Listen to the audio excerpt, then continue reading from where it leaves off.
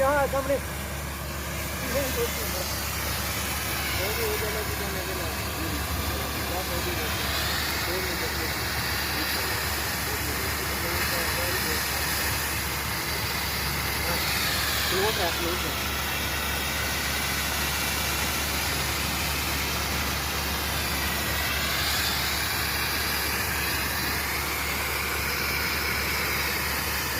Check करो ढक्कन खुला है उसका कोई है क्या हमारा ढक्कन खुला है कोई बंद है सर।